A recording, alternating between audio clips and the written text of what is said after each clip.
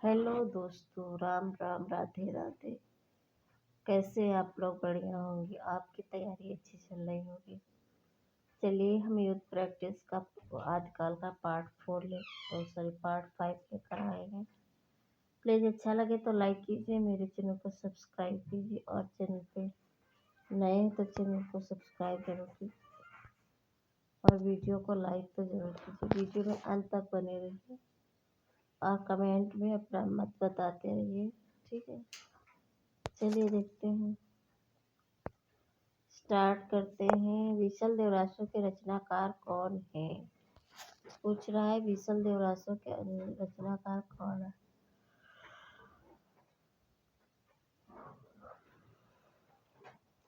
तो विशाल देवरासो के रचनाकार कौन है? आप लोग कमेंट बॉक्स में बताइए। तो विशाल देवरासो के रचनाकार हैं जो कौन है? नरपति नाल है। ऑप्शन ए सही होगा। कौन होंगे? नरपति नाल।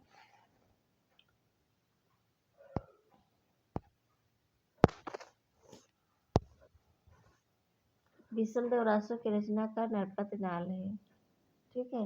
और रचनाकार इनकी रचनाएं देख लेते हैं। चंद्र बरदाई की रचना कौन सी है? पृथ्वीराज रासो है। धनपाल की रचना भविष्य कथा। जयानक की पृथ्वीराज विजय। कौन है? पृथ्वीराज विजय। अगला देखते हैं, विद्यापति।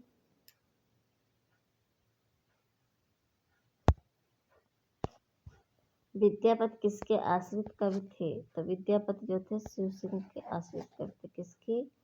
शिव सिंह के। विद्यापति तिरहुत के राजा शिव सिंह के आश्रित कवि थे। आचार्य रामचंद्र शुक्ल ने अपने इतिहास ग्रंथ हिंदी साहित्य का इतिहास भी लिखा है। विद्यापति संवत 1460 में तिरोहित के राजा शिव सिंह के यहाँ वर्तमान।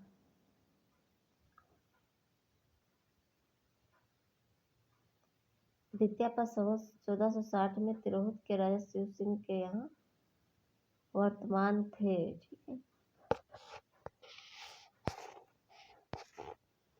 पृथ्वीराज किसके प्रति अनुरक्त था? पृथ्वीराज किसके प्रति अनुरक्त था? तो किसके प्रति अनुरक्त था? पद्मिनी के, कमलिनी के, संयोगिता के, चंद्रिका के। तो पृथ्वीराज जो था संयोगिता के प्रति अनुरक्त था। किसके प्रति? संयोगिता के।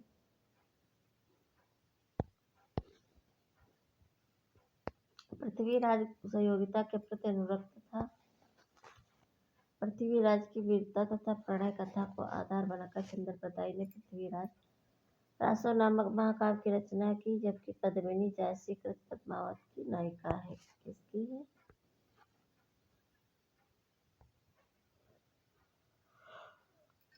पद्मिनी जायसी कृत पद्मावत की नायिका है। अगला देखते, नाथ संप्रदाय में हठ योग का क्या अर्थ है? नाथ संप्रदाय में हठ योग का क्या अर्थ है? तो कठिन साधना, अडिग योग साधना और हठपुर योग। हा का अर्थ और सूर्य और ठा का अर्थ चंद्र, दोनों का योग यही होगा। हा का अर्थ सूर्य और ठा का अर्थ चंद्र, दोनों का योग है, ठीक है।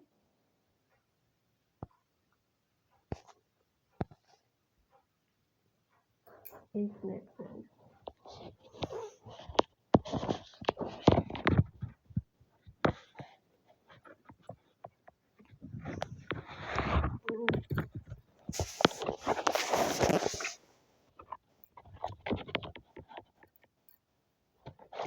निम्नलिखित में किसका संबंध सिद्ध साहित्य से नहीं है? पूछ रहा है निम्नलिखित में किसका संबंध सिद्ध साहित्य से नहीं है? तो किसका संबंध सिद्ध साहित्य से नहीं है? तो सराहपा का तो है, कुकरीपा का भी, सवरपा का भी, गोपी चंद का नहीं। किसका? गोपी चंद का।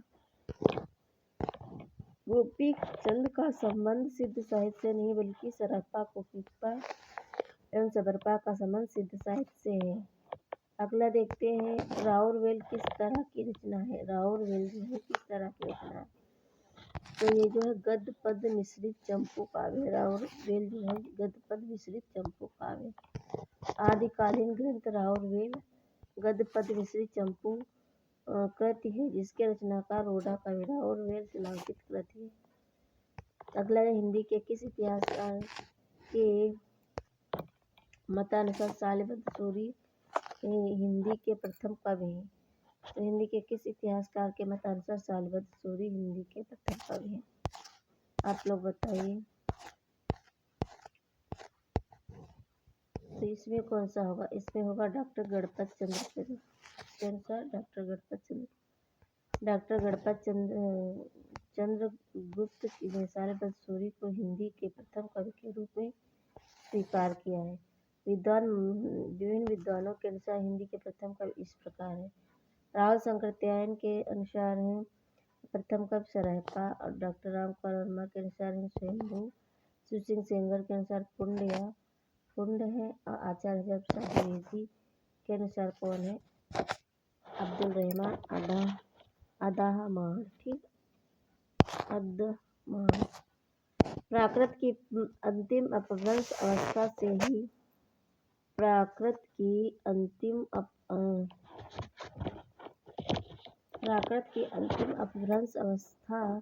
से ही हिंदी साहित्य का आविर्भाव माना जा सकता है। उन दिनों जैसे गाथा कहने से प्राकृत का बोध होता था, वैसे ही दोहा या दोहा कहने से अपभ्रंश या प्रचलित काव्य भाषा समझा जाता था। कथन किसका है? तो ये आचार्य रामचंद्र शुक्ल ने कहा है। ठीक है, अगला देखिए। प्राकृत की अंतिम अपभ्रंश अवस्था से हिंदी साहित्य का आविर्भाव माना जा सकता। उन दिनों जैसे गाथा कहने से प्राकृत का बोध होता था, वैसे ही दोहा या दोहा कहने से अपभ्रंश या प्रचलित काव्य भाषा का पद समझा जाता था। यह कथन आचार्य रामचंद्र शुक्ल जी का है। किसका? आचार्य रामचंद्र शुक्ल जी। निम्नलिखित में से कौन सा कवि आदिकाल से संबंधित नहीं है? तो कौन संबंधित नहीं? तो ये गदाधर भट्ट आदिकाल से। अमिर खुसरो भी है, विद्यापति भी, हेमचंद्र भी है। अगला गदाधर भट्ट कवि आदिकाल से संबंधित नहीं। ये दक्षिण ब्राह्मण थे और तेलंग देश आंध्र प्रदेश के हनुमानपुर से उत्तर भारत आए थे। इनके जन्म का समय ठीक से पता नहीं, पर यह बात प्रसिद्ध है कि ये श्री चैतन्य महाप्रभु को भागवत सुनाया करते थे। गदाधर भट्ट ब्रजभाषा के सुप्रसिद्ध कवि थे। ये भक्तिकाल के अंतर्गत गौड़ी संप्रदाय के प्रमुख कवि थे, जबकि अमीर खुसरो, विद्यापति, हेमचंद्र आदिकाल से संबंधित है। निम्नलिखित में से कौन सा कवि रासो ग्रंथकार नहीं है? पूछ रहा है, रासो ग्रंथकार नहीं है, तो इसमें कौन सा होगा? तो ये जो है रासो ग्रंथकार भट्ट केदार भी है, श्रीधर भी है, जगनिक भी है, विद्याधर नहीं है। ये रासो ग्रंथकार नहीं, तो विद्याधर नहीं। विद्याधर रासो ग्रंथकार नहीं है, जबकि भट्ट, केदार, श्रीधर और जगनिक रासो साहित्य के प्रमुख कवि। जगनिक ने परमाण रासो आलाखंड, श्रीधर ने रणमल्ल छंद की तथा भट्ट केदार ने जयचंद्र प्रकाश की रचना की। आचार्य रामचंद्र शुक्ल ने रासो साहित्य का उल्लेख वीरगाथा काल के अंतर्गत किया है। अगला देखते, भल्ला हुआ जो मारिया बाहिड़ी म्यारा पंक्ति का रचनाकार है, कौन है? तो इसके हैं हेमचंद्र। ठीक है, अगला देखते हैं। भल्ला हुआ जो मारिया बाहिड़ी म्यारा पंक्ति के रचनाकार हेमचंद्र है। इनका व्याकरण ग्रंथ प्रसिद्ध हेमचंद्र शब्दानुशासन है। इनकी महत्वपूर्ण पुस्तकें कुमारपाल चरित, योग शास्त्र, प्राकृत व्याकरण, छंदोनुशासन और देसी नाममाला कोश है। अगला देखते हैं, चंद्रबरदाई को हिंदी का प्रथम महाकवि किसने माना है? तो किसने माना? आचार्य रामचंद्र शुक्ल ने माना है। आचार्य रामचंद्र शुक्ल ने हिंदी का प्रथम महाकवि चंद्रबरदाई को माना है। शुक्ल जी ने लिखा, चंद्रबरदाई हिंदी के प्रथम महाकवि माने जाते हैं और इनका पृथ्वीराज रासो हिंदी का प्रथम महाकाव्य है। रामकुमार वर्मा अपभ्रंश के प्रथम कवि स्वयंभू को हिंदी का प्रथम कवि मानते हैं। अगला देखते, पृथ्वीराज रासो को हिंदी का प्रथम महाकाव्य कहने वाले आलोचक हैं, कौन है? तो पृथ्वीराज रासो को हिंदी का प्रथम महाकाव्य कहने वाले आलोचक कौन है? तो आचार्य रामचंद्र शुक्ल है। कौन है? आचार्य रामचंद्र शुक्ल। आचार्य रामचंद्र शुक्ल पृथ्वीराज रासो को हिंदी का प्रथम महाकाव्य कहने वाले प्रथम आलोचक है। इनके लेखक चंद्रबरदाई को प्रथम महाकाव्य मानते। पृथ्वीराज रासो में 68 छंदों का प्रयोग किया गया।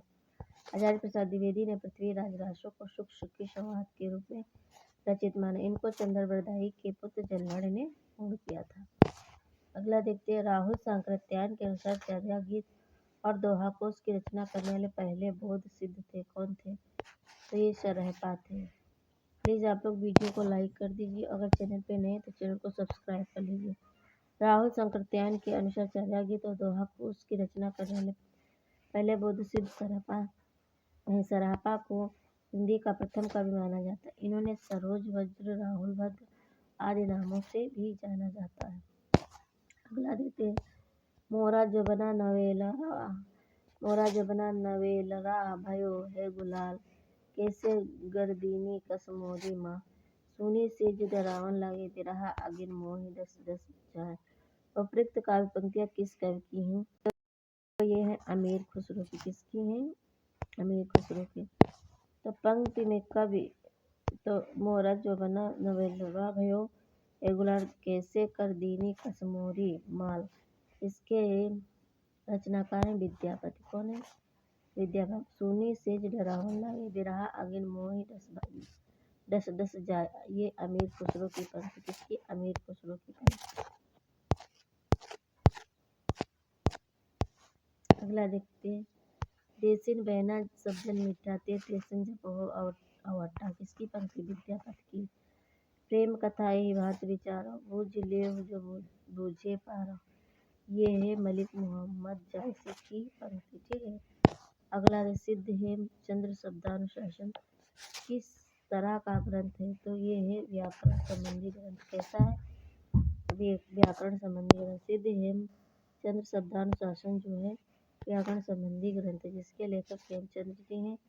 हेमचंद्र की अन्य रचनाएं काव्यानुशासन, शब्दानुशासन है। आचार्य हेमचंद्र संस्कृत के अंतिम महाव्याकरण थे और महापंडित थे। अतः हेमचंद्र को कलिकाल सर्वज्ञ कहा जाता है। क्या कहा जाता है? कलिकाल सर्वज्ञ भी कहा। रचना काल के अनुसार निम्नलिखित कवियों का सही अनुक्रम है। क्या है? तो ऑप्शन डी से है सरहपा, लुइपा, पुष्पधर, अद्धममाण। सरहपा, लुइपा, पुष्पधर, अद्धममाण। रचना काल व कवियों का सही अनुक्रम इस प्रकार है। तो सरहपा 7वीं 8वीं शती के, लुइपा 8वीं शती के, पुष्पधर 10वीं शती के, अद्धममाण 12वीं शती के। सिद्धों से संबंधित रामचंद्र शुक्ल के कौन से कथन सही हैं? तो कौन से कथन सही हैं? तो कौन से होंगे? वज्रयान में आकर महासुखवाद का प्रवर्तन ये शहीदातंत सिद्धों की परंपरा में से नहीं निकला, ये गलत है। सिद्धों का साहित्य शुद्ध साहित्य के अंतर्गत नहीं आता, ये भी सही है। सिद्धों की वाणियाँ सांकेतिक नहीं, ये गलत है। तो इसमें कौन सा ए और सी सही? तो ऑप्शन ए होगा। कौन सा सही? ए और सी। सिद्धों से संबंधित ए और सी रामचंद्र शुक्ल के कथन सही है। वज्रयान में आकर महासुखवाद का प्रवर्तन हुआ तथा सिद्धों का साहित्य शुद्ध साहित्य के अंतर्गत नहीं आता, ऐसा शुक्ल जी का कथन। जबकि नाथपंथ सिद्धों की परंपरा से निकला है और सिद्धों की वाणियाँ सांकेतिक। अगला देखते हैं। निम्नलिखित में काव्य पंक्तियों को उनके रचनाकारों के साथ सम्मिलित कीजिए। ठीक है। तो इसको यहीं पे देख लेते हैं सीधे, इसकी व्याख्या ही। ठीक है। इसका ये सही होगा 2 3 4 5। ठीक है। निम्नलिखित काव्य पंक्तियां एवं उनके रचनाकारों का सही समय इस प्रकार होगा। तो पंडित शैल सत्य बखाड़ा देह बुद्ध बसंतण जान, ये सरहपा ने कहा। किसने कहा? सरहपा ने। 12 बरस लिए कोकर जी और 13 ले जिए सियार, ये जगनीक ने कहा। बड़ कौशल तुध राधे किन्नर कन्हाई लोचन आधे, ये विद्यापति ने कहा। किसने कहा? विद्यापति ने। जाति ओछा पाती ओछा, ओछा जन्म हमार, ये रैदास ने कहा। ठीक है। अब देखते हैं। कालक्रम की दृष्टि से निम्नलिखित रचनाकारों का सही अनुक्रम है। क्या है? सरहपा, पुष्पधर, अद्धममाण और हेमचंद। क्या है? कालक्रम की दृष्टि से निम्नलिखित रचनाकारों का सही अनुक्रम इस प्रकार। रचनाकार एवं समय पर सरहपा का शासन 19वीं, पुष्पधर 10वीं शती, अद्धममाण 12वीं शती, हेमचंद 12वीं शती। अगला देखिए। यंद्री का लड़क बड़ा, जिह्वा का फुहड़ा, काच का जति, मुख का सती, जो सतपुरुष उत्तमो कथी। गोरखनाथ की दृष्टि से सच्चा साधक वही है जो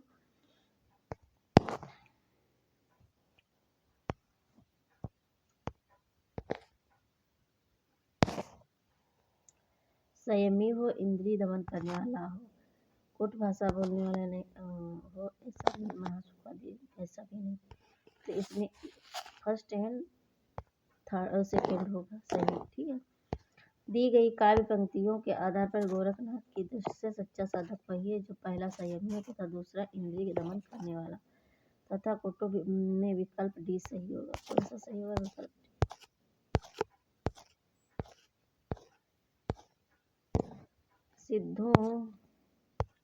सिद्धों और योगियों की रचनाओं का जीवन की स्वाभाविक अनुभूति और दशाओं से कोई संबंध नहीं, अतः वे शुद्ध साहित्य के अंतर्गत नहीं आते। यह विचार किसका है? तो ये आचार्य शुक्ल ने कहा है। किसने कहा? आचार्य शुक्ल ने। सिद्धों और योगियों की रचनाओं का जीवन की स्वाभाविक अनुभूतियों और दशाओं में से कोई संबंध नहीं, अतः शुद्ध साहित्य के अंतर्गत नहीं आते। यह कथन आचार्य रामचंद्र शुक्ल का, जबकि मुनि जिनविजय हजारीप्रसाद द्विवेदी और धीरेन्द्र होदा का संबंध इस कथन से नहीं है। अगला देखते हैं, निम्नलिखित में से कौन सी रचनाएं पुष्पदंत द्वारा रचित नहीं है। यहाँ देख लेते इसकी डेफिनेशन। आयोग ने इस प्रश्न में सबको समान अंक दिए थे। पुष्पदंत की प्रमुख रचनाएं 63 महापुरुषी, गुणालंकार, अढ़ई कुमार चर्यु, दशहर चर्यु है। पुष्पदंत ने अपने काव्य में चौपाई छंद का प्रयोग किया है। पुष्पदंत को हिंदी का भवभूत कहा जाता है। अगला देखते हैं, इश्क भरा है देश देख ले और जगत से दूर, एक अचंबा हमने देखा देहरी का नाशूर।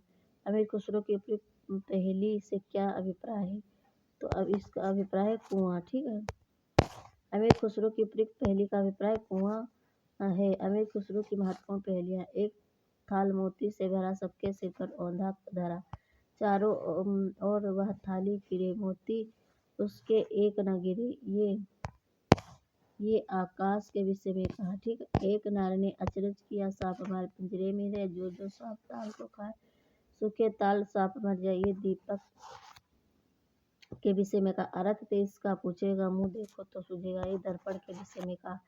इसके रचित ग्रंथ है खलिक बारी, पहेलियां, मुकरियां और दो सुपने दो चला। सखी पिया को जो मैं क्या देखूं, तो कैसे काटूं अंधेरी रतियां। अवृत काव्य पंक्तियां हैं किसकी? अमीर खुसरो की। किसकी? अमीर खुसरो की। प्रश्नोक्त पंक्तियां खड़ी बोली के प्रथम प्रयोक्ता आदिकालीन कवि अमीर खुसरो की। अमीर खुसरो हिंदी खड़ी बोली के प्रथम कवि माने। इनकी प्रमुख रचनाएं हैं खलिकबारी, दीवानी हिंदवी, हालांकि, कन्हैया, मुकरिया, दो सुखने आदि। फ्रेंड, आज के लिए इतना ही, और अगला जो है हम नेक्स्ट क्लास में लेकर आएंगे। Thanks for watching friend. बने रहिए मेरे चैनल पे और सपोर्ट करते रहिए। बाय बाय, नमस्कार।